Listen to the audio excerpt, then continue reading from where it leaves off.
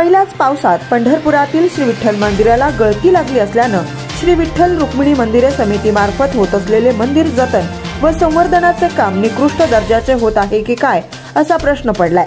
आम्ही सातत्याने या कामाच्या निकृष्ट दर्जाबाबत आणि अधिकाऱ्यांच्या हलगर्जीपणाबाबत आवाज उठवत आहोत आणि या कामाकडे लक्ष ठेवण्यासाठी शासनाने स्वतंत्र अधिकाऱ्यांची नियुक्ती करावी, तसेच पुरातत्व अधिकाऱ्यांच्या देखरेखीखाली सर्व कामे व्हावीत अशी मागणी करत आहोत।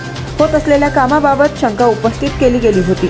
आज आमची शंका खरी ठरली असून पंढरपूरमध्ये काल झालेल्या पावसाचे पाणी मंदिराच्या छतावरून थेट श्री विठ्ठल रुक्मिणी मातेच्या गाभाऱ्यात येत असून गाभाऱ्यासह सोळखांबी सभा मंडपाच्या छताला गळती लागली असल्याचं चित्र स्पष्टपणे दिसून येत आहे, असे मत महर्षी वाल्मिकी संघाचे संस्थापक अध्यक्ष गणेश अंकुशराव यांनी व्यक्त केलंय।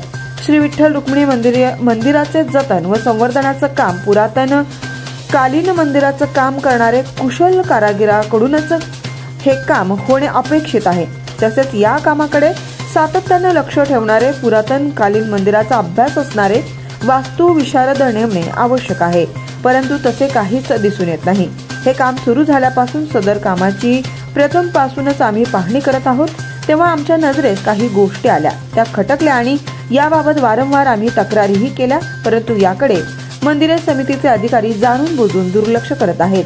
आता पहिल्याच पावसात मंदिराला गळती लागल्याने हे काम निकृष्ट दर्जाचे होत असल्याचा आमचा संशय बळावला असून या कामाची सखोल चौकशी करण्यात यावी व या सर्व कामासाठी एकदा तज्ञ अधिकारी, पुरातत्व खात्याचे अधिकारी यांची काम पूर्ण होईपर्यंत नियुक्ती करावी, तसेच या कामासाठी शासनाकडून मिळालेला निधी, खर्च झालेला निधी व होऊ घातलेला खर्च याचा ताळेबंदही जाहीर करावा अशी मागणी आम्ही करत आहोत, अशी माहिती गणेश अंकुशराव यांनी दिली आहे।